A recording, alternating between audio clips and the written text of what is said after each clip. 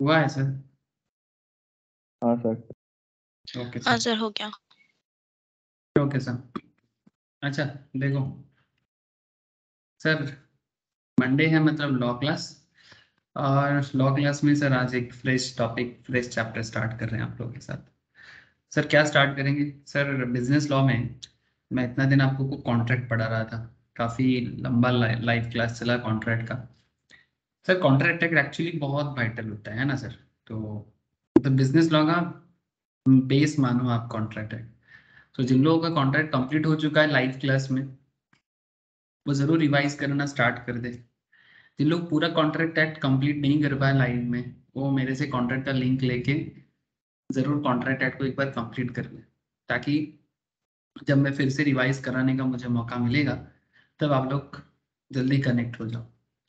Sir आज क्या कराओगे? सर आज मैं आपको एक फ्रेश टॉपिक स्टार्ट करूंगा। ऐसे मैं रिसेंटली इसके ऊपर एक क्रैश कोर्स टाइप का एक लिया, बट यहाँ पर मैं थोड़ा सा थोड़ा इलाबोरेट वे में बात करूंगा आज सेल ऑफ गुड्स एक्ट के ऊपर, ठीक है?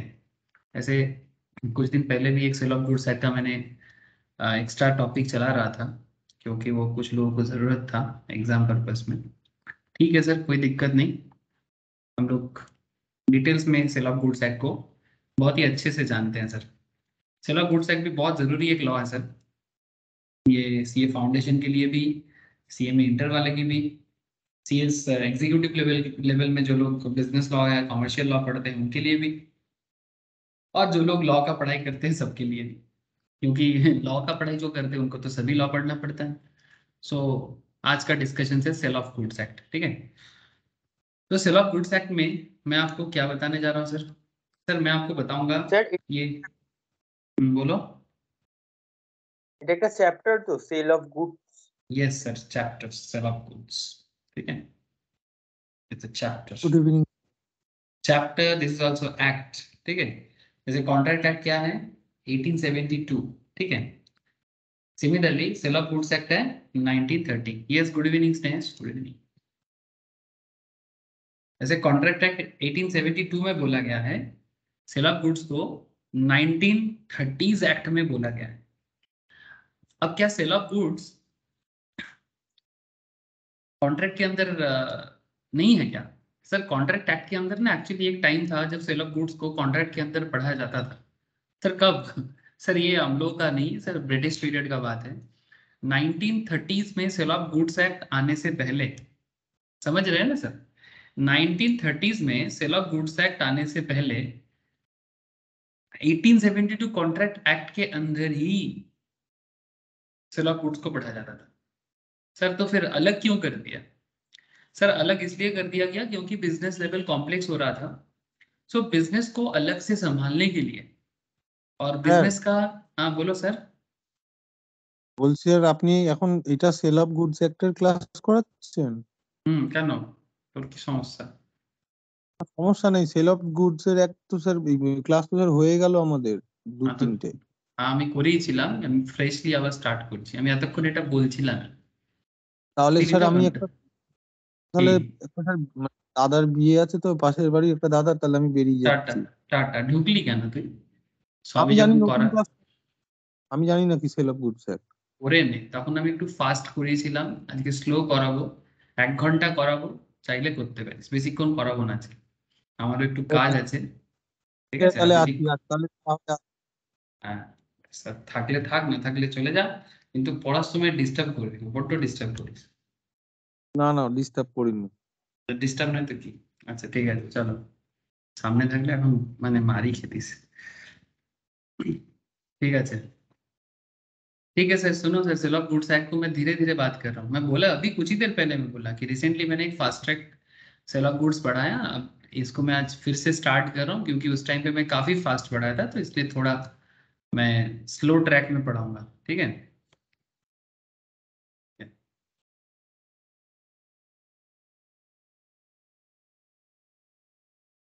स्क्रीन शेयर करते हैं, चलो।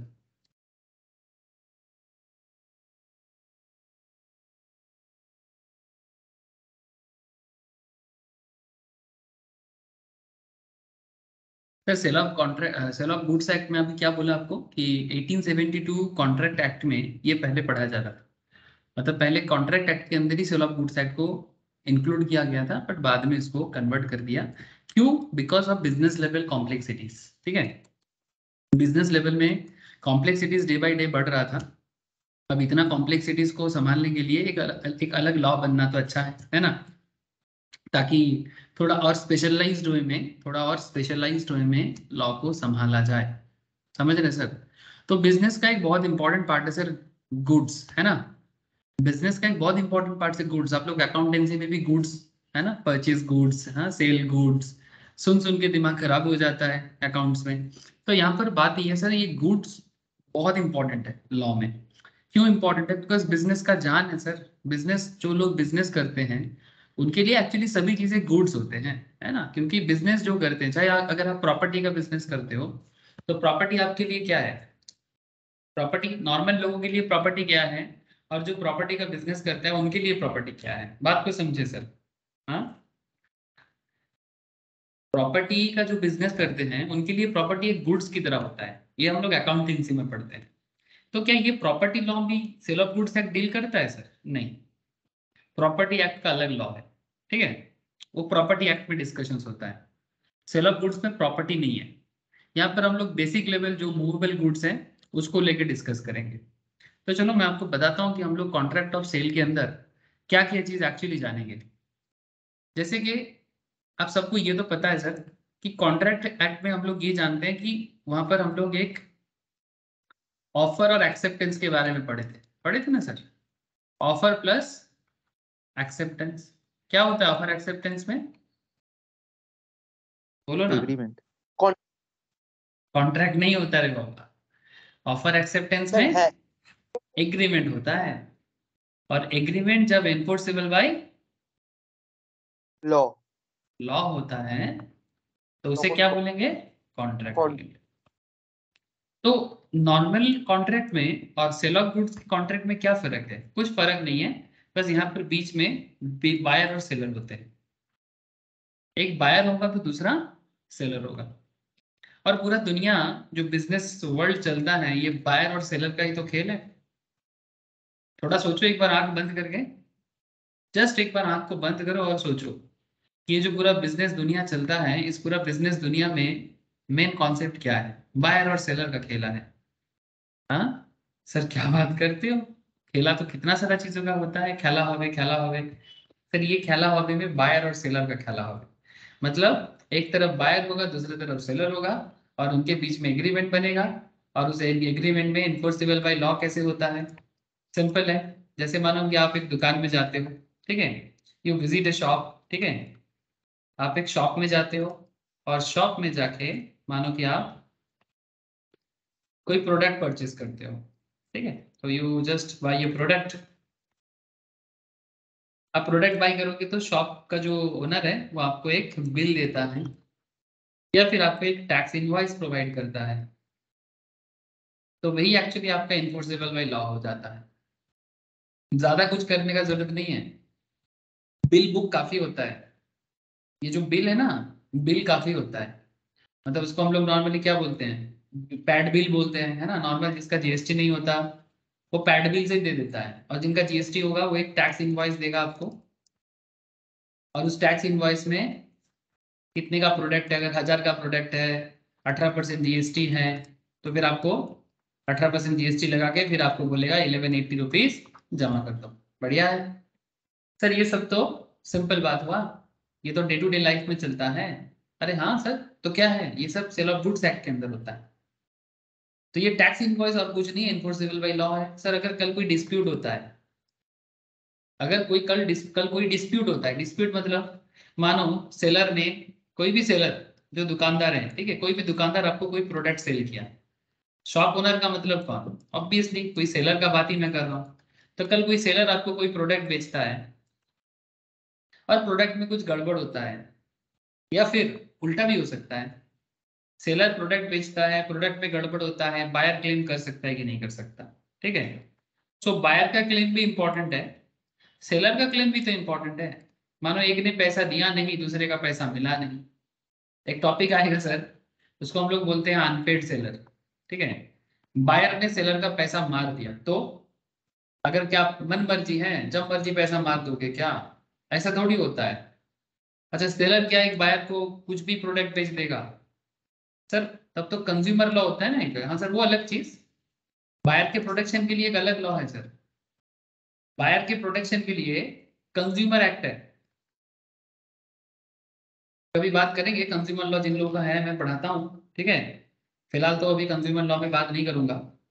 But for buyer protection there is a consumer act. But ये मेनली ये जो लॉ है इसमें बायर के बारे में बोला है हल्का फुल्का, ज्यादा नहीं। बट मेन फोकस किसके है सर? मेन फोकस सेल पे है। सेलर पे फोकस किया गया है। सेलर का प्रॉब्लम, सेलर का एडवांटेजेस, डिसएडवांटेजेस, ये सब चीजों को लेके मेनली बात होगा। ठीक है। इवन एक टॉपिक भी आएगा अनपेड सेलर बोल के, वो भी बड़ा वाइटल है। तो बेसिकली ये पूरा सेल ऑफ गुड्स एक्ट हमें क्या सिखाएगा सर? हमें बायर सेलर के बीच में एग्रीमेंट बताएगा। Transfer of property. Sir transfer of property मतलब यहाँ पर गुड्स के बारे में बात कर रहे हैं। इसमें इमीडिएट ट्रांसफर होता है और एक येट टू बी ट्रांसफर्ड होता है। समझाता हूँ sir, immediate transfer, yet to be transferred, क्या खेल है समझाता हूँ। सर गुड्स क्या है वो भी बताऊंगा। काफी तरह का अलग अलग टाइप्स ऑफ गुड्स होते हैं। किसी को एग्जिस्टिंग गुड्स कहते हैं, तो किसी को फ्यूचर गुड्स कहते हैं, तो किसी को कंटिंजेंट गुड्स कहते हैं। अच्छा एग्जिस्टिंग गुड्स में भी ना तीन तरह का अलग अलग गुड्स होते हैं। स्पेसिफिक भी होते हैं, असर्टेड भी होते हैं, अनअसर्टेड भी होते हैं। सर क्या है थोड़ा समझा दो, समझा देंगे सर, वेट करो। रही बात प्राइस का, गुड सेल करेंगे तो एक दाम लेना पड़ेगा, बिना दाम का तो गुड सेल नहीं हो सकता। तो प्राइस में भी बात करेंगे, मनी कंसिडरेशंस पे बात करेंगे। प्राइस मतलब मनी कंसिडरेशन। फ्री में कुछ थोड़ी ना होता है सर। फ्री में तो दुनिया में कुछ भी नहीं होता। कुछ भी चीज दुनिया में फ्री में होना भी नहीं चाहिए। क्यों सर? ये फ्री के चक्कर में ना पूरा दुनिया खत्म है। सरकार भी लोगों को मुफ्त का चीज देने का वादा करके क्या कर रहा है सर? कुछ नहीं, समाज का स्पाइनल कॉर्ड को खत्म कर रहा है। बंदा मेहनत नहीं करना चाहता ना। बैठे बैठे खाना दे दो, बैठे बैठे कुछ नहीं, बैठे बैठे जॉब दे दो, बिना क्वालिफिकेशंस का, बिना नॉलेज का नौकरी दे दो, तो क्या हो जाएगा? सब फ्री का चीज ऐसे ही होता है। हर चीज का कीमत चुकाना पड़ता है। तो जो भी हो, सेल ऑफ गुड सिंपल बात करते हैं भाई, प्रोडक्ट लोगे तो दाम देना। एसेंशियल्स ऑफ वैलिड कॉन्ट्रैक्ट बात करना पड़ेगा। ठीक है। एसेंशियल्स ऑफ वैलिड कॉन्ट्रैक्ट मतलब एज पर सेल ऑफ गुड्स। ठीक है। तो यही मेनली हम लोग सेल ऑफ गुड्स एक्ट में चर्चा करने वाले हैं सर। ठीक है। तो मेन यही एरिया है। बट चलो थोड़ा आगे बढ़ते हैं। एग्जाम रिलेटेड पॉइंट्स भी धीरे धीरे बात करेंगे। Sale of goods is one of the specific forms of contract sir. ये एक बहुत ही स्पेसिफिक फॉर्म्स ऑफ कॉन्ट्रैक्ट है जिसको रिकॉग्नाइज्ड एंड रेगुलेटेड किया जाता है सर लॉ में। इंडिया में sale is a typical bargain between buyer and seller. Sale of Goods Act 1930 allows the parties to modify the provisions of law by express stipulations. However, in some cases, this freedom is severely restricted. Sale of Goods Act 1930 is an act of define and amend the law relating to the sale of goods. ये सारा भारत में applicable होते हैं sir. क्यों? ये extends to whole of India बोलना जरूरी क्या है सर? एक्चुअली कभी कभी ना कुछ कुछ लॉ में there are some situations arise, there में सम सिचुएशंस अराइज कि कुछ लॉ किसी एरिया के लिए कुछ दिनों के लिए कुछ समय के लिए रोक दिया जाता है। क्यों? सर भारत बहुत बड़ा देश है, ठीक है। और मुश्किल का बात ये भी है कि सर ये देश के ऊपर बहुत सारा तूफान, साइक्लोन। सर तूफान साइक्लोन मतलब सर फॉरेन इन्वेजन बहुत हुआ है ना। 500 ईयर्स का इतिहास खोदना पड़ेगा। अब उतना डिटेल्स में कौन जाएगा अभी? हाँ 500-700 साल का पुराना इतिहास के अंदर नहीं जाना है। लेकिन उस इतिहास का इफेक्ट आज भी है। जैसे इतिहास में गलती हुआ तो पाकिस्तान हमसे अलग हो गया। ऐसे पाकिस्तान बोल के कोई देश ही नहीं होता। बांग्लादेश बोल के कोई देश नहीं हो सकता है, होना नहीं चाहिए था। बट सर ये सब हिस्टोरिकल रॉन्ग है। अब जो हो चुका है सो हो चुका है, अब क्या करें इसको लेके? अब आगे समय के साथ भी देखा जाएगा, इतिहास तो समय को बदलता रहता है ना। जो एक्चुअली देखो सर, जो सच है वो आगे फिर के घूम फिर के आ जाएगा। लेकिन जो भी है करंट सिचुएशंस में एक कंट्री बना सर पाकिस्तान 1947 में। सर इसके साथ सेल ऑफ गुड्स का क्या कनेक्शन? सर ये जो आपको मैं अभी एक पॉइंट बोला ना, ये जो पॉइंट आपको अभी क्या बोला कि sale of goods act 1930 is an act of define and amend the law related to sale of goods, it extends to the whole of India. अब सर भारत का लॉ पूरा भारत में एप्लीकेबल होगा, इसमें बताने वाला क्या चीज है? ये पॉइंट में स्टूडेंट्स के मन में सवाल आना चाहिए। भारत का नियम है, भारत में अप्लाई होगा, इसमें बताने का क्या है? सर इसीलिए प्रॉब्लम है ना, क्योंकि हम लोग ना सवाल नहीं करते, यही तो भारत का सबसे बड़ा प्रॉब्लम है। स्टूडेंट्स के मन में सवाल नहीं उठता है, वो क्या उसको वो कुछ ढूंढता ही नहीं है, कुछ मांगता ही नहीं है, और सिर्फ उनको क्या चाहिए, चाइनीज लोग फोन बना के भेज दे हमारे देश में, हम बैठे बैठे पबजी खेलेंगे, हमें और कुछ नहीं करना है। हम पबजी खेलेंगे, चाइना को बड़ा आदमी बना देंगे, हम यहाँ पर घर पे बैठ के अलग अलग डिजाइन बनाएंगे, पर प्रोडक्ट चाइना का होगा। हम लोग को कुछ सोचना नहीं है, अलग बात छोड़ो सर। लेकिन पॉइंट इज दैट ये जो कश्मीर है ना सर, ये कश्मीर भी हिस्टोरिकली उसी रॉन्ग का एक प्रॉब्लम है। पाकिस्तान कहता है कि कश्मीर हमें दे दो, पाकिस्तान तो बहुत कुछ मांगा, बांग्लादेश भी पहले लेके रखा था, गुजरात भी उनको चाहिए, राजस्थान भी उनको चाहिए, पंजाब भी उन्हें चाहिए, हाँ हैदराबाद भी उन्हें चाहिए, सब चाहिए उनको। एक काम करते हैं ना, सारा का सारा पाकिस्तान को ही दे देते हैं और हम लोग भी पाकिस्तानी बन जाते हैं, मतलब कोई मतलब नहीं है। लेकिन एक्चुअली यही सब प्रॉब्लम है, कश्मीर में प्रॉब्लम क्रिएट करके कुछ लॉ को कश्मीर में लागू नहीं करने दिया जाता था, बट अभी सब प्रॉब्लम को सॉल्व किया गया है। ठीक है, 370 को हटाया गया, जो कश्मीर पे स्पेशल सेक्शन लगाया गया था, तो अभी मैक्सिमम लॉ कश्मीर पे लागू हो जाता है। काफी दिनों बाद कश्मीर पे भारत का झंडा लहराया सर। अब ये सब कारण है, अब मैं आपको ज्यादा डिटेल्स में लेके नहीं जाना चाहूंगा, क्योंकि तब सेल ऑफ गुड्स एक्ट कम बात होगा और पॉलिटिकल में मैटर में ज्यादा बात हो जाएगा। बट ये सब प्रॉब्लम जानना चाहिए, स्टूडेंट्स को सवाल करना चाहिए कि क्यों ऐसा बात लिखा रहता है लॉ में। सवाल करोगे तो जवाब जरूर मिलेगा। ठीक है, जैसे सिक्किम, सिक्किम पहले प्रिंसली स्टेट हुआ करता था। ठीक है, ऐसे बहुत सारा, जैसे Sikkim, not only Sikkim, Nepal is also part of India, अगर आप पुराना समय देखोगे। बट अभी नेपाल अपने आप को इंडिपेंडेंट नेशंस की तरह रखता है, और एक्चुअली ये ब्रिटिश जाने के टाइम पे ना जो करके गया वही सब मैटर है। ठीक है, तो अभी नेपाल भी प्रिंसली एक कंट्री है, पहले प्रिंसली था, अभी नेपाल डेमोक्रेटिक हुआ है। ठीक है, काफी ज्यादा दिन नहीं हुआ है। सिक्किम भी प्रिंसली था, ठीक है, लेकिन सिक्किम बाद में बोला कि हम भारत का पार्ट बनेंगे, बट विद सम कंडीशंस। वो खुद ही आया भारत का पार्ट बनने के लिए, बट सम कंडीशंस लगा। तो कुछ कंडीशंस में कभी कभी कभी ऐसा होता है कि कुछ लॉ को सिक्किम में लागू नहीं होने दिया जाता।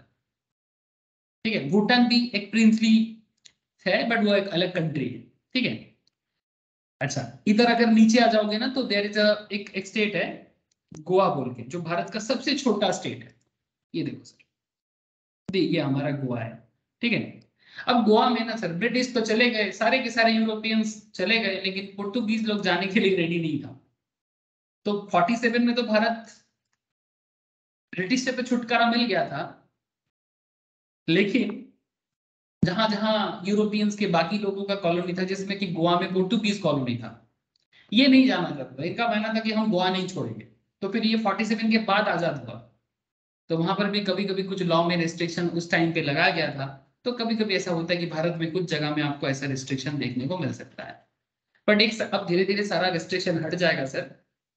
ठीक है, अब सारा लॉ सारे जगह में एप्लीकेबल होना चालू हो जाएगा, और ऑलरेडी हो चुका है। जब कश्मीर कंट्रोल में आ जाता है ना, और ये जब पीओके ले लेगा ना भारत, ताकत को पेट कश्मीर और इधर अक्षय चाइना, ये चाइना ये कान खा के रखा है, और ये पाकिस्तान ये वाला जगह पूरा हड़प के रखा है। अब ये दोनों जगह आ जाएगा ना, तो सारा प्रॉब्लम एकदम जड़ से खत्म हो जाएगा। अब जड़ से खत्म होना जरूरी है। ठीक है, यस सर, मजाक नहीं कर रहा हूँ, आपको समझना चाहिए, छोड़ो अभी। लेकिन ये पॉइंट समझ लो सर, इसीलिए ये सब लाइन लगाना पड़ता है लॉ में, extends to the whole of India. ठीक है, अब लागू है। कब आया था? अब ये तो पुराना बात है सर, 1930 में आया था 1 जुलाई को।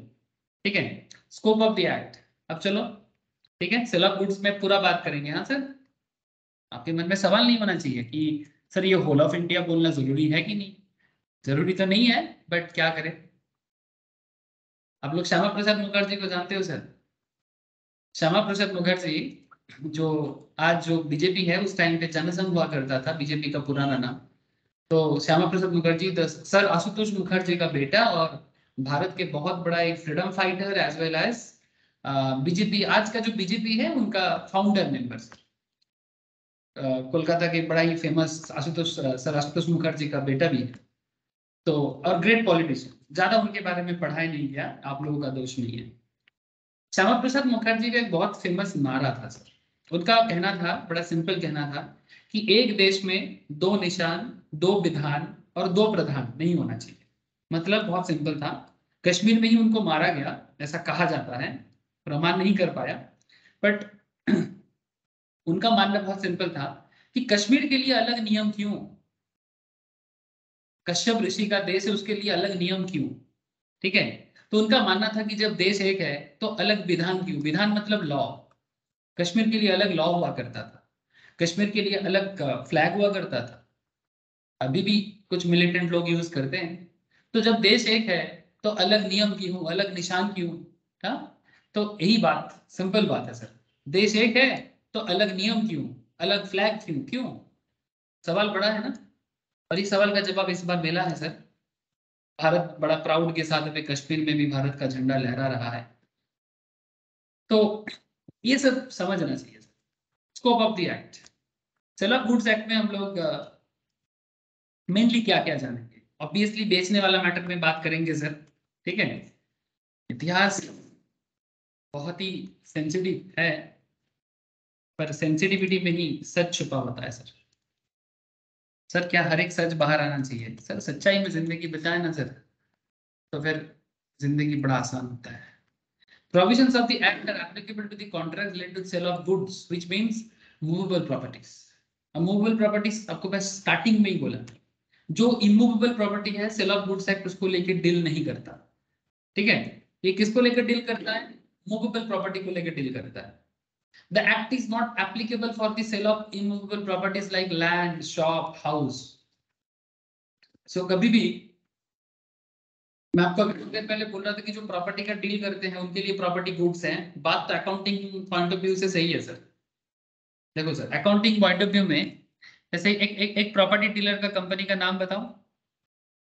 अरे बोलो ना, कोई भी रियल एस्टेट प्रॉपर्टी डीलर जो बड़ा फेमस है। DLF, DLF tower. ये डीएलएफ के बारे में जानते हो आप लोग? कौन है डीएलएफ? सर डीएलएफ बहुत ही बड़ा, सर हम लोग कनेक्टेड हो कि नहीं हो? किसी का आवाज नहीं आ रहा है मेरे पास, बोलो। सर डीएलएफ का आईपीएल स्पॉन्सर्ड किया हुआ कंपनी है ना? क्या कंपनी है? आईपीएल स्पॉन्सर किया हुआ कंपनी है। करता क्या है ये? आईपीएल स्पॉन्सर्ड किया था ना सर हाँ DLF? Sir, yes yes, you are right sir. लेकिन ये मेनली करता क्या है? रियल एस्टेट चलाते हैं सर। Very good. अब देखो ये बेसिकली क्या करते हैं ना, प्रोजेक्ट बनाते हैं। जैसे ये देखो कॉमर्शियल ऑफिस स्पेस बनाया, डीएलएफ प्राइम टावर्स। कहाँ बनाया है? न्यू दिल्ली में, ठीक है। अब आप मुझे बताओ, डीएलएफ ने ये बिल्डिंग बना के क्या खुद रहने के लिए बनाया क्या? हाँ, ये देखो, ये दिल्ली में देखो, ये लोगों के रहने के लिए प्रोजेक्ट है, ठीक है। अब मुझे बताओ कि अगर जैसे जब हम लोग अकाउंटिंग लाइन कॉन्सेप्ट में बात करते हैं, तो डीएलएफ जब किसी को बिल्डिंग बेचता है तो उसके लिए बिल्डिंग, नॉर्मल लोगों के लिए बिल्डिंग प्रॉपर्टी हो जाता है। फिर डीएलएफ की पॉइंट ऑफ व्यू से सोचो, एक एक बिल्डिंग मतलब एक एक प्रोडक्ट, ये सब। हाँ सर, एक एक फ्लोर मतलब एक एक प्रोडक्ट, ये सब नो। मतलब सर जो उसके लिए बिल्डिंग गुड्स है। हाँ, अकाउंटिंग पॉइंट ऑफ व्यू से तो वही होता है, ठीक है। लेकिन फिर भी बिल्डिंग बेचना सेल ऑफ गुड्स का पार्ट, ठीक है। इस बात का ध्यान रखिएगा। बिल्डिंग बेचना, प्रॉपर्टी बेचना, ठीक है, लैंड बेचना सेल ऑफ गुड्स का पार्ट भी, ठीक है। ये बेसिकली यही यही एक इंपॉर्टेंट पॉइंट है।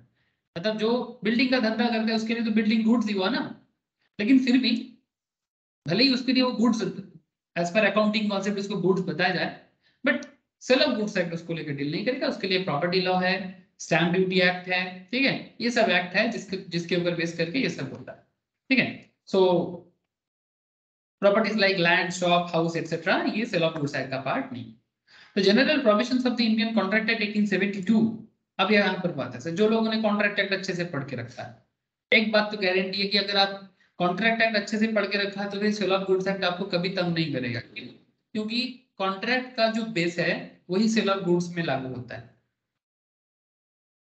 और इसीलिए मैं आपको क्या बोला कि कॉन्ट्रैक्ट एक्ट के अंदर ही एक्चुअली पहले रखा जाता था सेल ऑफ गुड्स एक्ट को। So 1872 applied to a contract of sale of goods insofar as they are not inconsistent with the express provision of the Sale of Goods Act. The expressions used in but not defined in the Sale of Goods Act 1930 and defined in the Indian Contract Act 1872 have the meaning assigned in them exact. मतलब same मतलब होता है. The customs and usage will bind both the parties if these are reasonable and are known to the parties at the time of entering into the contract. ठीक है. तो cell of goods का जो concept है और contract act का जो concept है ये काफी सिमिलर पैरामीटर में ही चलता है और चलना भी चाहिए क्योंकि पहले सेल ऑफ गुड्स को कॉन्ट्रैक्ट एक्ट के अंदर ही रखा गया था. अब आगे बढ़ते हैं सर कुछ इंपॉर्टेंट डेफिनेशंस के लिए जो एग्जाम के लिए भी काफी इंपॉर्टेंट माना जाता है. सर इंपॉर्टेंट क्यों? बिकॉज ये डेफिनेशंस जो है ना जो लॉ में दिया हुआ है ये डेफिनेशंस जानना जरूरी है as a business law students. The Sale of Goods Act 1930 defines the terms which have been frequently used in the act, which are as follows. जैसे कि buyer कौन है, seller कौन है, मारपीट कर रहा है. Buyer means a person who buys or agrees to buy goods. Buyer कौन है? Buyer वो है जो खरीदना चाहता है और agrees to buy goods या खरीदने के लिए वादा कर रहा है. जो खरीद रहा है या फिर एग्री कर रहा है कि हम बाय करेंगे. Section 2 subsection 1 point to be noted sir. Sir exam जब लेंगे ऑलरेडी किसी का एग्जाम मैं चालू कर दिया बट जो लोग अभी भी एग्जाम नहीं दिए उनको मैं बता दूं. सेक्शन याद रखिएगा. सेक्शन के थ्रू से एग्जाम की नॉलेज मतलब जवाब दीजिएगा. एक प्रोफेशनल स्टूडेंट्स होने के नाते ठीक है ये आप लोगों से नॉर्मल एक उम्मीद होता है सर. ठीक है क्योंकि आप लोग आम आदमी नहीं बनने वाले हो सर, खास बनने वाले हो. तो खास बनना है तो फिर थोड़ा जवाब भी खास होना चाहिए जो आम नॉर्मल की स्टूडेंट्स की तरह नहीं होना चाहिए. ठीक है इसीलिए सेक्शन के थ्रू से ही आपको एग्जाम का जवाब भी देना पड़ेगा. So buyer means a person who buys. अब बाद में ये मत पूछना सर, कई लोग पूछ लेते हैं सर सेक्शन पे मने रखते हो सेक्शन क्या याद रखना पड़ेगा सर, क्या एग्जाम में लिखना पड़ेगा सर. तो ये सब सवाल का कोई मतलब नहीं है. जितना हो सकता है एक सेक्शन याद करके पढ़ो. देखो सर मेहनती बच्चा तो होना पड़ेगा ना सर. सपना बड़ा है मेहनत नहीं करना है ये कैसे संभव है? हाँ अगर सबसे बेस्ट आम अगर आपको खाना है तो आपको पेड़ के सबसे ऊंचाई में जाना पड़ेगा तभी जाके आपको सबसे बेस्ट मैंगो मिलता है.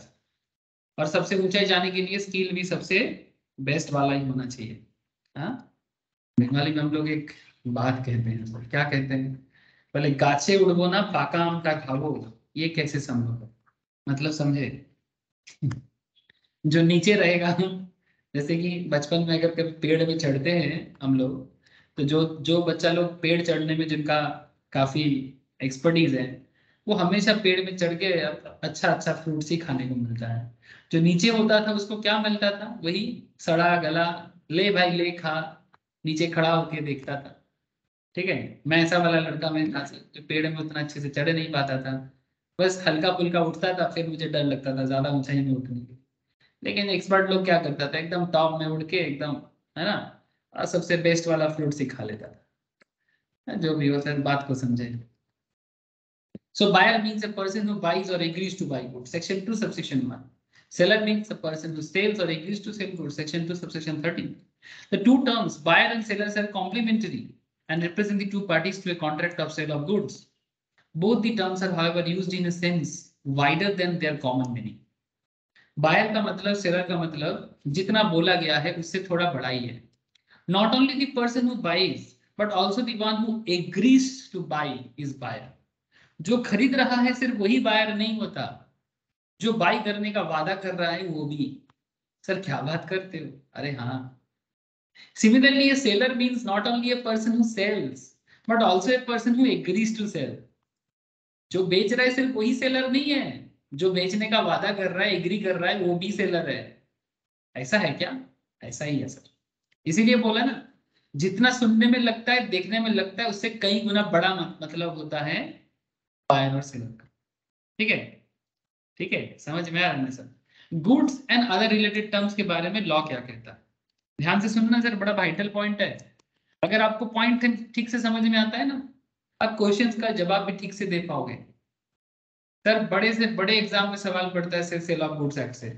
सिर्फ ऐसा नहीं कि सीएस सीएम में एग्जाम में जो लोग आईएएस आईपीएस का एग्जाम भी देते हैं ना उनके लिए भी ये सब सवाल उठता है.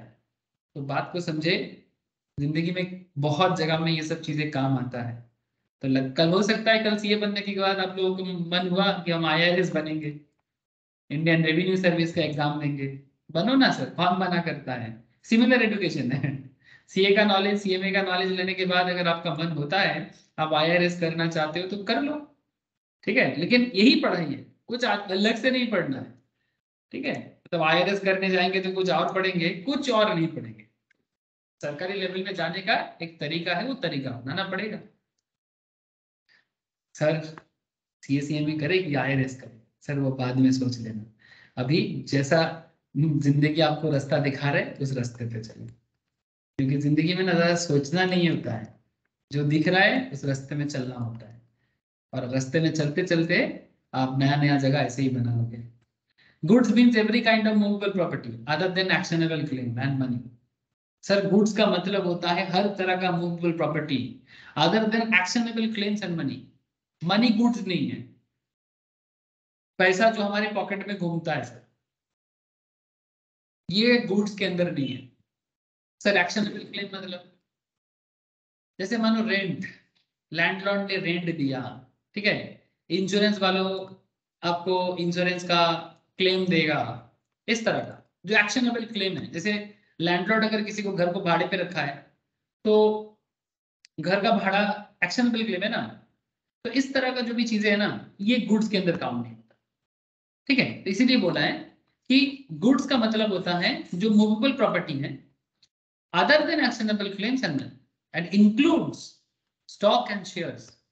शेयर मार्केट में जो लोग शेयर खरीदते हैं ये गुड्स है, स्टॉक भी गुड्स है, शेयर्स भी गुड्स है। जो लोग कंपनी लॉ में रिसेंटली, जो लोग कंपनी लॉ का क्लास करते हैं, मतलब जिन लोगों का कंपनी लॉ है, रिसेंटली हम लोग एक चैप्टर कंप्लीट किए sir, share capital and debenture. जिनका है वही समझ जाएगा, जिनका नहीं है लोड मत लो सर, क्योंकि मुझे पता है सबका सब कुछ नहीं रहता है, या सब कोई हर क्लास करता नहीं है। तो जैसे कंपनी लॉ में शेयर कैपिटल एंड डिवेंचर में हम लोग रिसेंटली स्टॉक और शेयर के बीच में बोले, ठीक है, कि स्टॉक क्या है शेयर क्या है। अब छोड़ो उतना कौन बताए, लेकिन मार्केट में दोनों लैंग्वेज चलता है, स्टॉक मार्केट भी बोला जाता है और शेयर मार्केट भी बोला जाता है। सिंगल लेवल में हो तो सिंगुलर में स्टॉक शेयर्स है और प्लूरल में स्टॉक है। कहा जाता है कि जितना पेड अप शेयर को एक करके अगर एक फंड बनाया जाता है, ठीक है, तो उसे स्टॉक कहा जाता है। अब ज्यादा डिटेल्स में मत जाना है सर अभी। हाँ, अच्छा, growing crops. Sir growing crop मतलब जो खेती, खेती मतलब चाषबास।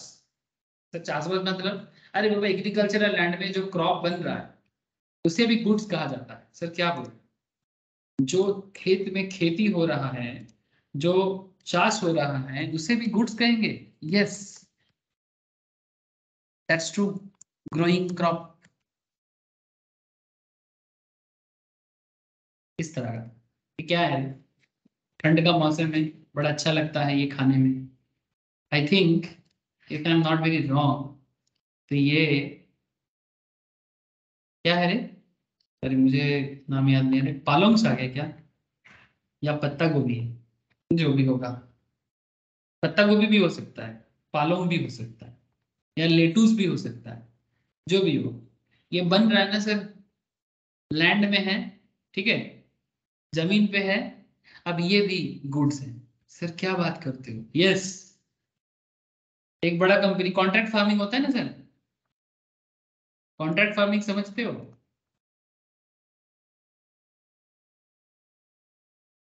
बड़ा बड़ा कंपनी क्या करता है, फार्मर के साथ डील कर लेता है कि भाई तुम्हारा जितना सब्जी बनेगा ये सब मैं ले लूंगा।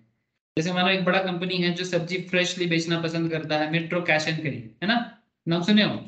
हाँ, मेट्रो CNC बड़ा फेमस है, सिटी एरिया में ज्यादा चलता है, ठीक है। वो क्या करेगा, मतलब मानो फार्मर से डील कर लिया कि भाई तुम्हारे जमीन में जितना फ्रेश वेजिटेबल्स होगा ना, वो डायरेक्टली सिटी में मेरे को बेच देना आके, मेरा बड़ा बड़ा कस्टमर है, आपका चीज में थोड़ा अच्छा दाम में बेच पाऊंगा, और फ्रेश होगा तो रिच लोग थोड़ा ज्यादा दाम दे देता है। तो कॉन्ट्रैक्ट फार्मिंग चलता है सर, ठीक है। तो अब कॉन्ट्रैक्ट फार्मिंग में जैसे ये ग्रोइंग क्रॉप, ठीक है, अब ये क्रॉप है या सब्जी है, जो भी बोलो आप, ठीक है, बात को समझे, ठीक है। तो ये ये बेचने का कॉन्ट्रैक्ट हो गया ना, तो ये गुड्स में आ जाएगा, ठीक है। So growing crop and things attached to और forming part of land, which are agreed to be severed before sale and under contract of sale. Section 2, subsection 7. The goods means every kind of movable property other than actionable claim in money. Includes stock shares, growing crop, grass. घास बिकता है क्या sir? घास का दाम जानते हैं क्या? कॉमर्शियल से ग्रास का मार्केट का क्या दाम बताऊं आपको? क्या बता सर? ग्रास क्रॉप्स ऐसा देखने में होता है, बहुत वैल्यूएबल होता है sir. Different kind of grass, ये देखो, देख रहे हो? ये देखो, ये सब ग्रास खेती किया जाता है, ये सब आर्किटेक्चरल के लिए काम आता है। डिफरेंट काइंड ऑफ, क्या बोलते हैं उसको, आर्किटेक्ट बोलते हैं कि क्या बोलते हैं, सजावटी करता है ना सर। ग्रास को भी खेत किया जाता है। जो क्रिकेट पिच बनता है ना, उसमें भी अलग अलग टाइप का ग्रास डाला जाता है, ग्राउंड बनाने में, फुटबॉल स्टेडियम बनाने में, क्रिकेट स्टेडियम बनाने में। ठीक है, जैसे मानो दुबई वगैरह में घास उगता है क्या? जैसे अभी अभी कहाँ पर फुटबॉल वर्ल्ड कप चल रहा है सर? हेलो, कतार। कतार में घास उगता है या रेगिस्तान है? रेगिस्तान। रेगिस्तान है। देखो कहाँ है कतार, ये रहा कतार। कहाँ घास का बूंद भी नहीं है सर। हाँ, जहां पर भी आप घास देख रहे हो हरा हरा, क्या लगता है ये यहाँ का घास है क्या? अरे ये यहाँ का घास है सर नहीं, वो आर्टिफिशियल घास है। हाँ, आर्टिफिशियल है या फिर दूसरे जगह से लेके बना गया। सारा घास आर्टिफिशियल नहीं होता है सर। ठीक है, ठीक है, वो टार्प बनाया जाता है वो नहीं है, लेकिन जो पार्क वगैरह बना हुआ है, ठीक है। अब यहाँ पर तो पार्क बनाने के लिए भी घास दूसरे कंट्री से लाना पड़ता है, जैसे कि भारत से, जो भी ग्रीन कंट्री है वहां से लाना पड़ता है। क्या करेगा, इन लोगों के पास है नहीं, इनका नेचर, जो नेचुरल रीजन के कारण इनके पास घास भी नहीं उगता सर। जो भी है दूसरे कंट्री से लेके बनाया जाता है। सर बोलो। ये लोग का सॉइल का प्रॉब्लम है क्या? सर बारिश most- नहीं, हाँ सैंड, क्योंकि मोस्ट ऑफ द रीजन तो सिर्फ सैंड ही है ना, सॉइल नहीं हाँ, होने से तो ग्रास तो डेजर्ट होगा है। नहीं। हाँ डेजर्ट, डेजर्ट है तो ये सब डेजर्टेड लैंड है सर, सब रेत है, बालू है, मिट्टी नहीं है इनके पास,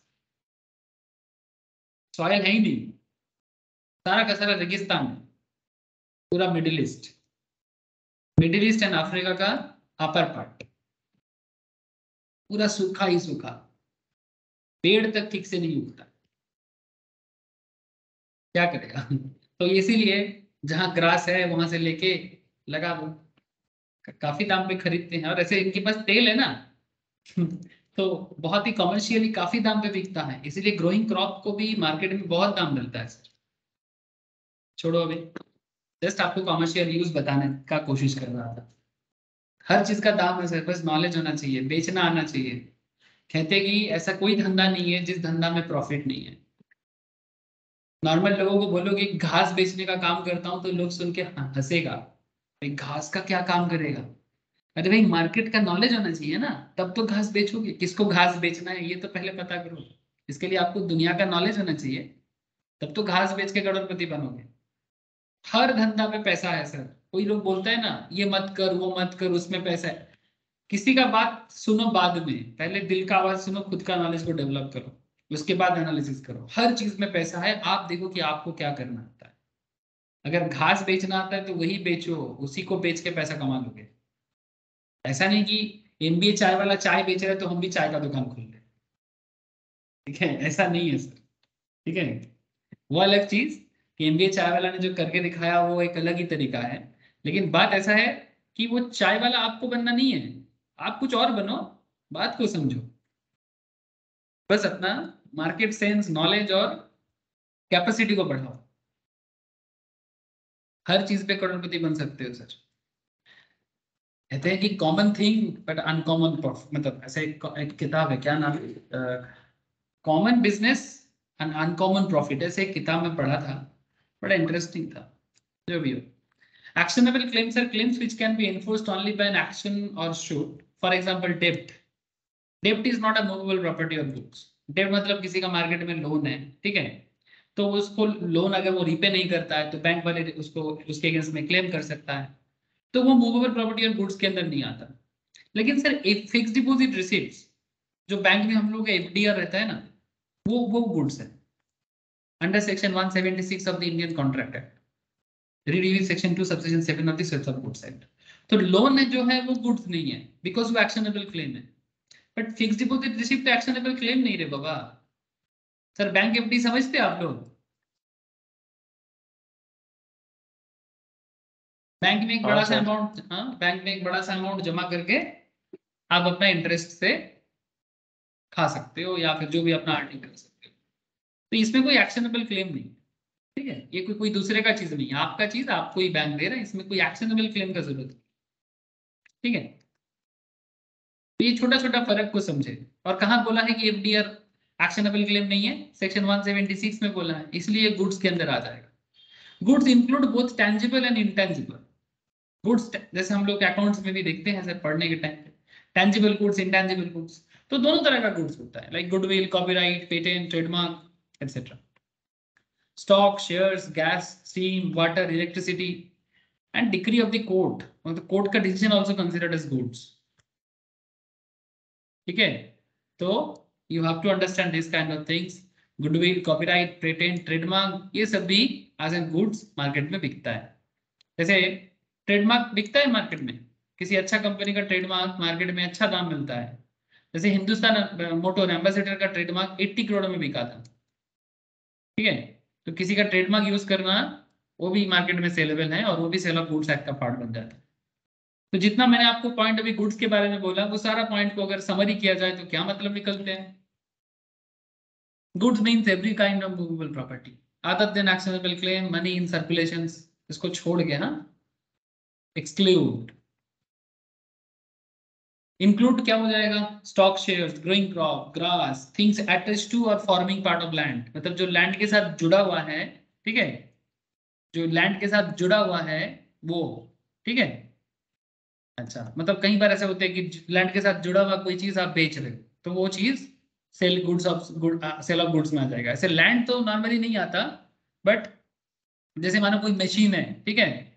अब वो मशीन फिक्स्ड है, तो forming part of the land है, उसको वहां से हटा नहीं जा सकता, बट फिर भी देखा जाएगा कि क्या उसको गुड्स काउंट किया जाए, तो गुड्स काउंट में आ सकता है। अच्छा, अब बात करते हैं सर कितना तरह का गुड्स होता है। Sir existing, future, contingent. बात को ध्यान से समझे, existing, future and contingent. Sir बात समझ में आ रहा है ना सर? हेलो, आप लोग कनेक्ट कर पा रहे सेल ऑफ गुड्स? बताइएगा मुझे, बीच बीच में थोड़ा मुझे भी मोटिवेशन चाहिए होता है सर, अगर आप लोग हाँ ना बोलोगे तो। हाँ ना, कुछ तो बोलो। Yes sir. Existing, future, contingent. अब एग्जिस्टिंग में देखो क्या क्या है, स्पेसिफिक, एसर्टेंट, अनएसर्टेंट। एग्जिस्टिंग क्या हो गया? Existing as such goods are in existence at the time of contract of sale. That is, those owned or possessed or acquired by the seller at the time of contract of sale. Section 6. Example, बड़ा simple बात है sir. Existing goods may be of the following kinds. Specific goods means goods identified and agreed upon at the time of contract of sale is made. Section 2 subsection 14 में बोला है. Any specified and finally decided goods like Samsung Galaxy S7 Edge. या फिर अभी iPhone में क्या चल रहा है सर? बोलो ना, आईफोन 14। आईफोन 14। अच्छा, अगर मैं यहाँ पर बोलता कि ओनली आईफोन, तो क्या वो स्पेसिफिक गुड्स माना जाता? 14 को अगर मैं नहीं बोलता तो? No sir. है ना? सिर्फ एक 14 वर्ड आने से आपको एक्चुअल में पता चला कि भाई कौन सा आईफोन का तो काफी सारा सीरीज है ना? तो ये सीरीज का नाम देने से एक्चुअली समझ में आता है कि specifications. The specific goods means goods identified and agreed upon at the time of contract of sale is made. Section 2 subsection 14 इसके बारे में बात करता है। वर्लपूल वॉशिंग मशीन, बट कितना केजी का? हाँ सर, OnePlus का टीवी, OnePlus का टीवी, लेकिन कितना इंच का? एलईडी की एलसीडी, प्लाज्मा की एंड्रॉइड, ये तो बता दो, इंच भी बता दो, तब जाके वो स्पेसिफिक होता है ना। इसीलिए सिर्फ मुझे वन प्लस का टीवी चाहिए बोलने से नहीं होता है, ठीक है। तो स्पेसिफिक होना चाहिए पॉइंट्स, बात स्पेसिफिक होना चाहिए, ठीक है। ठीक है, हम लोग फ्लिपकार्ट में विजिट कर रहे हैं, फ्लिपकार्ट में विजिट करके मानो कि एक टीवी खरीदे, जैसे ये सैमसंग का टीवी है। अब सैमसंग में देखो 22 इंच का भी है, 24 इंच का भी है sir, full HD. Samsung 23 inch का भी है, क्या बोलते हैं, ओडीसी, जो भी हो, G427 इंच। स्पेसिफाई कर रहा है, अगर स्पेसिफाई नहीं करेगा तो फिर भी सैमसंग का कौन सा टीवी। अच्छा, और एक दूसरा एग्जांपल देखते हैं। A had 5 cars of different models. He agreed to sell his Santro car to B, and B agreed to purchase the same car. तो यहाँ पर सेंट्रो बोलने से, अभी ये मॉडल बिकता नहीं है मार्केट में, से कहीं पर देखने को मिल जाता है, सेंट्रो छोटा सा होता है ना। सेंट्रो का आई थिंक एडवर्टाइजमेंट काफी पुराना हो गया। सेंट्रो car to B, and B agreed to purchase the same car. In this case, the sale is a specific goods, as the car has been identified and agreed at the time of contract of sale. यहाँ पर car को identify किया गया और contract of cell के time पे एकदम भाई कौन सा कार, उसके पास 5 कार था। ऐसा नहीं कि भाई मैं आपको मेरा कार तुमको बेचना चाहता हूँ, कौन सा कार वो तो बताओ। हाँ सर, ठीक है, सेंट्रो की ऑल्टो की BMW, जो बेचना है वो तो बताओ, कि टाटा मोटर्स। सर ये है एग्जिस्टिंग का कॉन्सेप्ट। अब बात कर लेते हैं एसर्टेंट। एसर्टेंट का मतलब क्या, मतलब जिसको आप निश्चित तरीके से बोल सकते हो कि भाई यही है। सर ये कितना अलग हो गया, ज्यादा अलग नहीं है, थोड़ा देखो। Ascertain those goods which are identified in accordance with the agreement after the contract of sale is made. The term is not defined in the act but has been judicially interpreted. Law ने इसको कभी नहीं बोला कि ascertain goods क्या होता है, but मतलब लॉ इसको कभी एक्ट में नहीं लिखा, बट कोर्ट में कई कबार क्या होता है ना, प्रॉब्लम आता है, केस आता है, तो उस टाइम पे जुडिशियली उसको इंटरप्रेट किया गया। और वो सब केस में क्या हुआ था, उस केस के ऊपर बेस करके इसको इंटरप्रेट किया गया है। इन actual practice the term ascertain goods is used in the same sense as specific goods. Specific goods को जैसे नजर में देखा जाता है ऑलमोस्ट वैसा ही होता है। when from a lot or out of large quantity, when from a lot or out of large quantity of unascertain goods, the number of quantity contracted for is identified. Such identified goods are called ascertain goods. तो exam में ऐसे ही लिखना है कि जब आपको पूछे कि भाई डिफाइन ascertain goods, तो you have to write down these things. Now, अब एग्जाम्पल में क्या लिखोगे, जैसे मानो कि होलसेलर ऑफ कॉटन 100 बिल्स उसके गोडाउन में पड़ा हुआ है। He agrees to sell 50 bills and these bills were selected and set aside. मतलब आपके पास किसी चीज का 100 बिल्स और 100 केजी पड़ा हुआ है, बट आपको बेचना है 50 बिल्स और 50 केजी, व्हाटएवर। बिल्स मतलब रोल होता है, कॉटन वगैरह में रोल होता है। सो 100 बिल में से या 100 केजी में से कोई चीज अगर 50 केजी बेचना है, अगर आप उसको साइड करके रखते हो तो वो क्या हो गया कि आउट ऑफ द लॉट आपने 50 को अलग करके रखा, तो आइडेंटिफाइड हो जाता है ना, तो वो हो जाता है ascertained, ठीक है। It may be noted that before the ascertainment of the goods, the contract was for the sale of unascertained goods. मतलब कॉन्ट्रैक्ट होने से पहले ना वो अनअसर्टेनिटी रहते हैं। जैसे हम दुकान में जाके बोलते हैं कि दादा हमको कपड़ा दिखाएंगे, ठीक है, या फिर हम जाके बोलते हैं कि जीन्स दिखाएंगे, ठीक है, तो दुकानदार जीन्स ओपन करता है, हाँ सर, उसके पास जितना सारा जीन्स है एक एक करके आपके सामने रखता है कि नहीं रखता, बोलो, ऐसा होता है ना। दुकानदार हमारे सामने अलग अलग जीन्स सामने एक के बाद एक रख मतलब शो करते रहते हैं। Now there is a very interesting fact ये है कि अगर आपके मन में पहले से कुछ स्पेसिफिकेशंस है कि भाई आप ट्रैपर्ड लेना चाहते हैं या फिर आप स्किनी लेना चाहते हैं कि आप रेगुलर फिट लेना चाहते हैं, फिटिंग्स भी अलग अलग होता है ना जीन्स का, तो आप वो पहले बताओ उनको जाके। तो जब तक आप नहीं बताओगे ना, आप क्या बोलोगे, नहीं नहीं ये नहीं, नहीं नहीं वो नहीं, हाँ, अरे भाई फिर दुकानदार भी तो गुस्सा होना जायज होता है ना, वो गुस्सा करेगा, क्योंकि आपको स्पेसिफाई करना है कि भाई इसमें से कौन सा वाला जीन्स आपको चाहिए, क्योंकि हर एक का फिटिंग्स अलग है, हर एक का फेडिंग कॉन्सेप्ट अलग है। जैसे देखो ये जीन्स है बट इसका थोड़ा कलर अलग है, तो आप बताओ उनको कि आपको किस डिजाइन का जीन्स चाहिए, तो क्या हो जाएगा ना, आप उनमें से स्पेसिफाई भी कर रहे हो और एसर्टेड भी कर रहे हो। ठीक है, तो वो क्या करेगा, उसको अलग करके रख लेगा और उसके ऊपर बेस करके डील भी करेगा। अब बड़ा बड़ा बिजनेस में ऐसा होता है। जीन्स का तो बहुत सारा वैरायटीज होता है ना, जैसे आजकल फटा जीन्स भी होता है, क्या बोलते हैं उसको, दुकान में जाके अगर फटा टॉन जीन्स लेना है, हाँ क्या बोलता है, ton talk, jeans ton, ton ton, ठीक, टॉन ठीक है। तो दुकान में जाकर अगर पूछना कि भाई टॉन्ट जींस दिखाओ, मेरे को जैसे पता नहीं है कि क्या बोलते हैं, मैं तो फटा जींस ही बोलता हूँ, ठीक है। तो मुझे फटा जींस नहीं पहनना है, तो तो उसको स्पेसिफाई करना पड़ेगा सर कि भाई मुझे फटा हुआ जींस दिखाओ या टॉन्ट जींस दिखाओ, जिसको नॉलेज है कि भाई उसको क्या बोलते हैं। इट्स लाइक दैट सर, ठीक है। ओके, बड़े बड़े बिजनेस डील में ये सभी चीजें इसी तरह से एसेट, तो पहले कॉन्ट्रैक्ट होने से पहले ना, मतलब थोड़ा सेल से पहले contract was for the sale of unascertained goods, normally पहले कॉन्ट्रैक्ट उसी का होता है, फिर जब डिसाइड होता है तब उसको एसेटेड कर दिया जाता है। अनएसेटेड क्या होता है, जिसको पहले से डिसाइड नहीं हुआ, मतलब वो अभी भी, जैसे मानो ना A agrees to sell to B 1 packet of salt out of the lot of 100 packets lying in his shop, उसके दुकान में 100 पैकेट नमक है, बट उसमें से एक पैकेट ही वो बेचेगा, बट कौन सा बेचेगा अभी भी डिसाइड नहीं हुआ।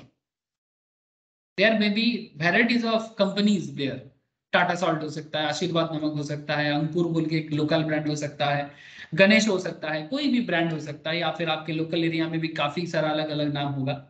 बट पहले ये तो बताओ भाई, आउट ऑफ 100 पैकेट में सर कौन सा नमक ए को देना चाहता, ए बी को देना चाहता है। तो जब तक ये डिसाइड नहीं होता तब तक वो अनसर्टेन है, because it is not known which packet is to be delivered.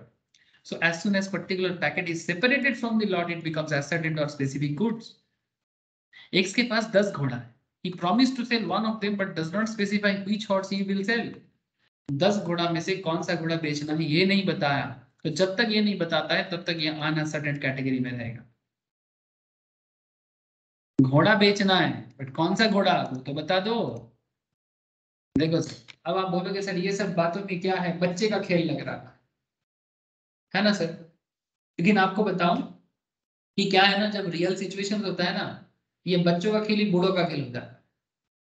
इसी छोटा छोटा चीज को लेके बड़ा बड़ा घोटाला हो जाता है। मतलब क्या होता है ना, मानो कि किसी ने बोला कि भाई हमको 100 घोड़ा चाहिए, अब 100 हॉर्स चाहिए, तो पहले उसको डिसाइड करो भाई कौन सा हॉर्स चाहिए।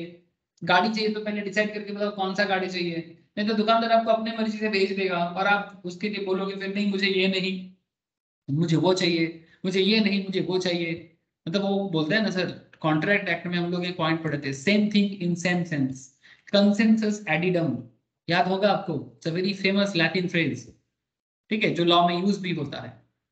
बायर और सेलर के बीच में सेम थिंग सेम सेंस में एग्री होना बहुत जरूरी होता है, नहीं तो क्या होगा ना, बंदा बोलेगा मैं 10 घोड़ा बेचूंगा, 10 में से 5 घोड़ा बेचूंगा, मेरे पास 10 है मैं 5 हॉर्स बेचूंगा।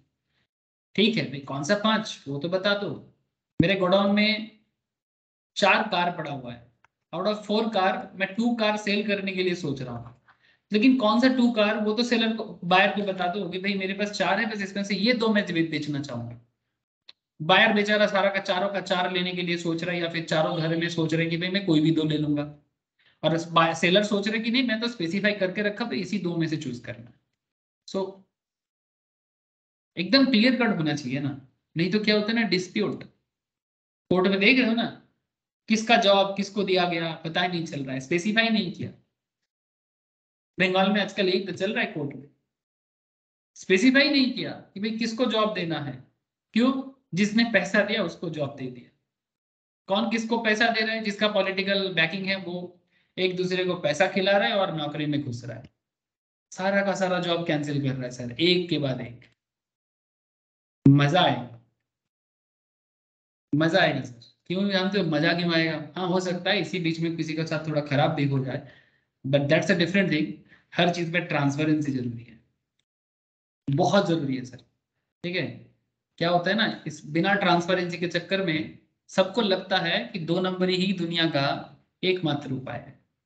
ये जो लोगों को लगने लगा ना, ये परसेप्शन बदलना बहुत जरूरी है।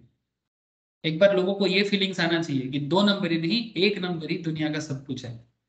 तो देखना जिस दिन से ये परसेप्शन बदलेगा ना, उस दिन से दुनिया बदल जाएगा। इसलिए जो हमारा लीडर है ना, चाहे वो चीफ मिनिस्टर हो चाहे वो प्राइम मिनिस्टर हो, या फिर हमारे हाई कोर्ट के जजेस हो, सुप्रीम कोर्ट के जजेस हो, इनको ऐसा ही एक्शन लेना चाहिए। ठीक है, मतलब 2 नंबर और 1 नंबर के बीच में फर्क होना चाहिए।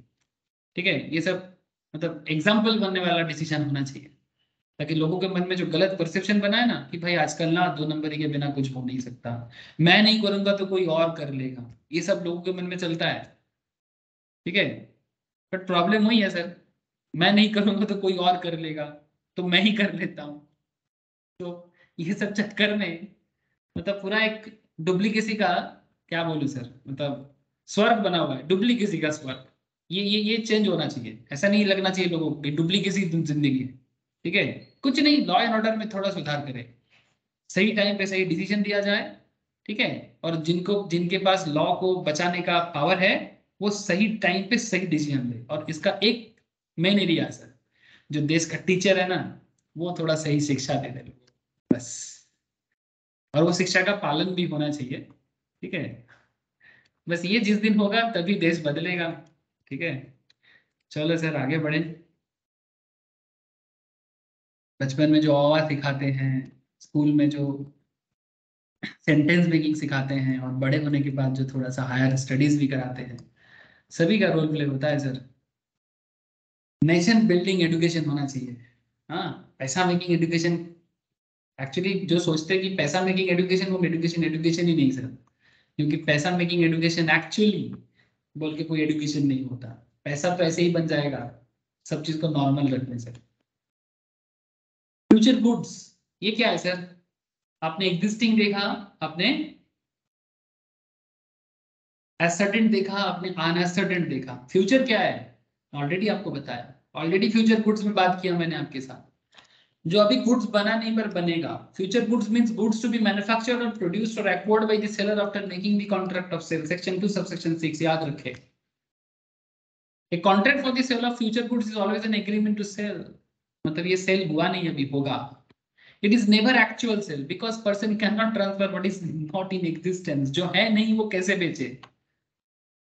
बनेगा तो बेचेंगे ना, बनेगा तो ना बेचेंगे, पहले रेडी तो हो जाए। इसका बहुत सारा एग्जांपल हो सकता है। जैसे मानो कि आपको एक स्पेशल टाइप ऑफ, जैसे लोग आजकल हमारे देश में जैसे शादी होता है ना सर, मैरिज, ठीक है, सबका बड़ा शौक होता है कि भाई मैं शादी में ऐसा ऐसा ड्रेस पहनूं। ठीक है, लड़की लोग लड़की की तरह सोचता है, बॉयज बॉयज की तरह सोचते हैं, गर्ल्स गर्ल्स की तरह सोचते हैं ना सर। वो अलग बात कि जब शादी होता है तो गर्ल्स और गर्ल्स नहीं रहते, वो ऑलरेडी वुमेन हो जाते हैं। ठीक है, और बॉयज भी मेन हो जाते हैं। ठीक है, लेकिन फिर भी किसी को वुमेन बोलो तो वो अपने आप को थोड़ा अलग ही सोचते हैं, लगता है कि बूढ़ा हो गया। मेन बोलो तो भाई इतना एज नहीं है, लेकिन जो है वो तो है, शादी का उम्र मतलब मेन वुमेन भी शादी हो सकता है ना। पॉइंट इज दैट अब शादी के टाइम पे लोग अपने शौक का ड्रेस बनाने के लिए, जैसे मानो किसी को कुर्ता पहनना है, शेरवानी पहनना है, किसी को लहंगा, हाँ, या special type of Banarasi sari, और उसको ऑर्डर देके बनवाते हैं। तो जब तक ऑर्डर दिया, बना नहीं बनेगा, बात को समझे सर। लहंगा बना नहीं बनेगा तो क्या बन जाएगा? ये एग्रीमेंट टू सेल होगा कि सेल होगा इसका? Please tell me. अरे बोलो, आप लोग सुन रहे हो तो। जैसे मानो कनेक्टेड है हम टू लोग, सेल, एग्रीमेंट टू सेल बनेगा ना। अब ये तो रेडीमेड, ये तो दिखाने के लिए है, ये सब रियल में नहीं रहते ज्यादातर केस में। आजकल रेडीमेड बिकता है वो अलग बात, बट जो थोड़ा सा अपने हिसाब से कस्टमाइज करके कि मुझे ऐसा ऐसा चाहिए कि मैं, क्योंकि मैंने मूवी में कटरीना कैफ को देखा था, ऐश्वर्या रॉय को देखा था, या फिर जो भी है, लड़की लोग का अपना सपना होता है सर। ठीक है, फिर प्रियंका चोपड़ा ने ऐसा लहंगा पहना था तो मैं भी पहनूंगा, something like that. It's a very used to concept. ठीक है, अब वो अपने हिसाब से अपना लहंगा बनाने के लिए दे रहा है। दुकानदार को जाके बोला कि भाई मुझे ऐसा ऐसा चाहिए, आप मुझे बना के देना। वो थोड़ा एडवांस जमा करके आते हैं। अब वो बोलते हैं कि भाई ठीक है, आपका चीज मैं आपको बना के दे दूंगा। ठीक है, तो जब तक बन के रेडी नहीं हो जाता, जब तक बन के रेडी नहीं हो जाता, तो आप तब तब आप उसको कैसे, उसको आप बनाओ, मतलब सेल कैसे करोगे? लेकिन ये जो सिचुएशन बना हुआ है, इस सिचुएशंस को क्या बोलेंगे? इस सिचुएशन को हम लोग एग्रीमेंट टू सेल सिचुएशंस बोलेंगे। जिस दिन बन जाएगा वो बेच देगा, लेकिन जब तक नहीं बनता है तब तक एग्रीमेंट टू सेल में है। तो नॉर्मली ये जो कस्टमाइज टेलरिंग कॉन्सेप्ट का बिजनेस होता है ना, ये इसी कॉन्सेप्ट में बनता है। इसका मैं बहुत सारा एग्जांपल दे सकता हूँ आपको, अब एग्जांपल पे एग्जांपल चलेगा। तो एक बड़ा फेमस ब्रांड है, नाम जानते हो सर? लड़की लोगों का ही है, जारा बोल के, जारा फैशन, नाम सुने हो? हाँ सर, तो very famous, very very famous Zara, नाम सुना है कि नहीं सुना आप लोग, बोलो। सर सुना है बट लड़की लोग का ऐसे पर्टिकुलरली नहीं सुना है। ठीक है, बट ये ज्यादातर केस में लड़की लोगों के लिए ज्यादा है। जारा फैशन बड़ा ही फेमस है। ये इनका बिजनेस मॉडल दुनिया भर में बड़ा ही नाम है इसका, इंटरनेशनल ब्रांड है। इसका मेन कॉन्सेप्ट यही था कि वो 1 डे में डिलीवरी करेगा। आज ऑर्डर करोगे तो कल आपको जरूरत का चीज आपके घर में पहुंचा देगा। सीरियसली, ये लोगो है जरा, ये ऐसा है। इतना आसान नहीं होता सर। हमारे देश में नॉर्मल वे में अगर देखा जाए तो ऑर्डर करोगे तो शादी का दिन फिक्स हो जाएगा, उस दिन भी आप दुकानदार के पास जाके बोलोगे दादा मेरा रेडी हुआ कि नहीं। ठीक है, जारा ने ऐसा ही एक कॉन्सेप्ट को प्रैक्टिकल करने का कोशिश किया, असंभव को संभव करना, कि भाई आज बोलोगे तो कल डिलीवरी कर देंगे। मतलब obviously as per the, but delivery time पे हो, ये इनका मेन फंक्शन है। कभी हो सके तो जारा के बारे में आप रिसर्च करें, आपको और नॉलेज मिल जाएगा। तो लेकिन एग्रीमेंट पे सेल ही इसका बिजनेस का मेन मॉडल है। एग्जाम्पल के लिए यहाँ पर 1000 quintals of potatoes to be grown on as field. चलो आप आलू बेचते हैं, अब एक के फील्ड में आलू उगेगा, है ना, पर आलू उगाना कोई इलीगल काम तो है नहीं। Though the actual sale of future good is not possible, है ना, actual sale of future goods is not possible. This is an example of agreement to sale. आलू बनेगा तब ना बेचेगा, तो इसका फ्यूचर कॉन्ट्रैक्ट होता है। ये जो लेस कुरकुरे वाले कंपनीज होते हैं, ये भी किसान के साथ, फार्मर के साथ ऐसे एग्रीमेंट टू सेल करके फिर उसका आलू बनने के बाद उससे आलू लेता है। He agrees to sell to Q all the milk that his cow may yield during the coming year. Upcoming year में तुम्हारा गाय से जितना दूध निकलेगा वो सारा दूध मेरा। अब गाय दूध दे तब ना लेगा। हाँ सर, अगला साल का बात कर रहे हैं सर। गाय का दूध का भी बहुत सारा इश्यूज होता है। गाय अगर बछड़ा दे दे, मतलब बछड़ा समझते हो ना सर? ठीक है, गाय का जो बच्चा होता है सर, ठीक है, गाय का बच्चा हो जाए तो दूध देना बंद कर देता है। फिर गाय के बच्चे होने के बाद कुछ दिनों तक दूध दे नहीं सकते क्योंकि वो बछड़ा को खिलाने के लिए होता है। देयर आर सम थिंग्स जो कैटल का काम करते हैं, ग्वाला जो होते हैं, दे नो वेरी वेल कि ये गांव का दूध बेचने का क्या कॉन्सेप्ट है। तो जो भी हो, गाय दूध दे तब ना बेचोगे, तो फ्यूचर गुड्स हो गया सर। ठीक है, T agrees to sale as all the organs, organs नहीं, ऑरेंज, सॉरी, ऑर्गन क्या बेचेगा सर? ऐसे ऑर्गन डोनेट किया जाता है, बेचा भी जाता है may be. He agrees to sell to Ace all the oranges which will be produced in his garden this year. जरूर इसका घर नागपुर में होगा। बोलो सर, भारत का सबसे ज्यादा ऑरेंज कहाँ बनता है? ऑरेंज सिटी किसको कहते हैं सर? नागपुर, देश का एकदम सेंट्रल पार्ट में है। जानते हो आप लोग? हाँ सर, वे जानते कि नहीं जानते? Very good sir. ठीक है, टी एग्रीज टू सेल, अगर आपका नागपुर में घर हो तो आप जरूर ऑरेंज बागान का बागान जरूर बनाना sir. He agrees to sell to Ace all the oranges which will be produced in his garden this year. His contract of sale of future goods amounting to an agreement to sell. ठीक है, अच्छा, contingent goods किसे कहेंगे sir? The acquisitions of which by the seller depends upon the uncertain contingency are called contingent goods. Contingent goods are also operated as an agreement to sell and not a sale so far as the question of passing the property to the buyer is concerned. In other words, like the future goods, in the case of contingent goods, also the property does not pass to the buyer at the time of making the contract. Sir, जैसे कि A agrees to sell B a Picasso's painting provided he is able to purchase it from its present owner. This is a contract for sale of contingent goods. मतलब contingent goods वो होता है जो मेरे पास है नहीं, मेरे पास होगा। जो मेरे पास है नहीं, अगर मैं किसी को बोलता हूं कि हाँ हाँ मैं तुमको बेचूंगा, बट अगर मेरे पास आ जाए तो। सो कंटिजेंट का मतलब क्या होता है? कंटिजेंट कॉन्ट्रैक्ट में भी पढ़े हैं सर, जो फ्यूचर इवेंट में डिपेंड करता है।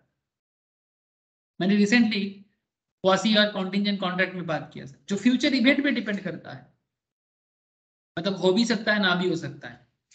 पाब्लो पिकासो बड़ा फेमस पेंटर है, तो पिकासो का पेंटिंग बहुत तो नहीं मिलेगा ना ओरिजिनल पेंटिंग, तो पिकासो का पेंटिंग किसी के पास है, किसी के पास से भी किसी के पास आएगा तब जाके वो बेचेगा, तो जब तक नहीं आता है तब तक उसको कंटिजेंट कहा जाएगा सर, ठीक है। अगर मिले तो बेचेंगे, नहीं मिले तो नहीं बेच पाएंगे, तो दिस इज अ कॉन्टिजेंट जो फ्यूचर इवेंट पे डिपेंड करता है। P contract to sell 50 pieces of particular article provided the ship which is bringing them reaches the port safely. This is an agreement for sale of contingent goods. Sir देखो, हमारे देश में जहाज से दूसरे दूसरे देशों से प्रोडक्ट आता है, ऐसे इंडिया एक्सपोर्ट इंपोर्ट में बड़ा अच्छा कर रहा है आजकल। तो अब मानो कि आप मलेशिया से कोई प्रोडक्ट इंडिया में ला रहे हो, ठीक है, शिप में आप बैठ के चला रहे हो और ये शिप लेके आप भारत की तरफ बढ़ रहे हो सर, वाह बढ़िया शिप है। अभी शिप में बैठ के हम लोग पहुंचेंगे फ्रॉम मलेशिया टू चलो चेन्नई आ गया, चेन्नई। अब मानो शिप आते आते अगर डूब गया तो हो सकता है, ऐसे बे ऑफ बंगाल है दुनिया का सबसे डिस्टर्बिंग ओशियन में से एक, हाँ सर मजाक नहीं कर रहा, वर्ल्ड का सबसे डिस्टर्बिंग ओशियन में से एक है बे ऑफ बंगाल, ठीक है, जहां पर आए दिन साल में एक काफी टाइम मतलब इसका चलता रहता है, साइक्लोजेनेसिस ऑलवेज इज देयर, ठीक है। सो जहाज डूबना इतना मतलब हो ही सकता है, मतलब कॉम्पिटिटिवली अरेबियन सी थोड़ा शांत है काफी, इतना प्रॉब्लम नहीं है, इसीलिए भारत का मैक्सिमम पोर्ट बिजनेस भी वेस्टर्न पार्ट्स ऑफ इंडिया में बना हुआ है, और इसीलिए भारत का वेस्टर्न पार्ट कंपेरेटिवली रिच है और डेवलप भी है कंपेयर टू ईस्टर्न पार्ट्स। ये सब रीजन है, जियोग्राफिकल रीजन, कि क्यों भारत का पश्चिम भाग डेवलप है कंपेयर टू ईस्टर्न पार्ट्स।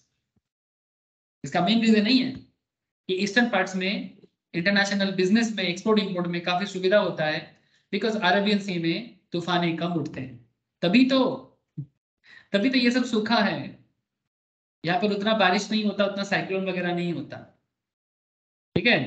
तो इस एरिया में ना ये सब प्रॉब्लम थोड़ा कम है, लेकिन अगर आप इधर देखो, इधर बहुत ज्यादा बारिश होता है, बहुत ज्यादा रेन होता है, बहुत ज्यादा साइक्लोन क्रिएट होता है, और इसीलिए ये जोन में ग्रीन ही ग्रीन है, ग्रीन ही ग्रीन है, देख रहे हो ग्रीन ही ग्रीन है, तो घना ग्रीन है एकदम, ठीक है। तो इसीलिए ये सी में थोड़ा सा हमेशा चंचल मन अतिरंड, ठीक है। सर आप सेल ऑफ गुड्स पढ़ा रहे हो कि जियोग्राफी बता रहे हो? सर बात को समझो, ठीक है, सारा चीज बोल देता हूँ सर, जो समझ आता है सब बता देता हूँ। तो जहाज डूब सकता है, तो आज अगर जहाज पहुंचे सेफली तब ना सेल करेंगे, तो this is an agreement for the sale of contingent goods, ठीक है। अगर गुड्स आए तो बेचेंगे, नहीं आए तो नहीं बेच पाएंगे, ठीक है। तो डिपेंड करता है, जो फ्यूचर इवेंट पे डिपेंड करते हैं, कंटिंजेंट गुड्स कहते हैं, ठीक है सर। आज मैं आपको गुड्स के बारे में सारा बात कर दिया, सेल ऑफ गुड्स का। नेक्स्ट दिन आपको डिलीवरी ऑफ गुड्स के बारे में बात करेंगे, ठीक है। आज मैं थोड़ा जल्दी छोड़ूंगा, कुछ काम है सर, मैं आपको स्टार्टिंग में ही बोला था कि आज मेरा थोड़ा कुछ काम है, ठीक है। अभी थोड़ा मैं धीरे ही चलूंगा, काफी दिन से बहुत फास्ट चल रहा हूँ, कुछ दिन थोड़ा सा धीमे चलने दो, ठीक है। टू मच फास्ट भी कभी कभी दिक्कत होता है, ठीक है सर। बोलो सेल ऑफ गुड्स समझ में आ रहा है? Tell me. हाँ सर। ठीक है सर, है सर। ठीक है, नेक्स्ट क्लास में बाकी बातें कंटिन्यू करेंगे। नोट्स मैं सेल ऑफ गुड्स का आप सबको शेयर करता हूँ, और आप लोग घर पे भी गो थ्रू करें। मुझे पता है काफी सारा नोट्स देना बाकी भी है कुछ, ठीक है। किसी के पास अगर कॉन्ट्रैक्ट का नोट्स नहीं है तो जरूर मेरे से एक बार ले लो सर, एक बार व्हाट्सएप करके, ठीक है। मैं कॉन्ट्रैक्ट भी शेयर सर मेरे पास तो नहीं है। ओके, एक बार व्हाट्सएप करके रख देना बाबू, मैं भेज देता हूँ, ठीक है। Thank you sir, good. Okay sir, thank you sir, bye bye.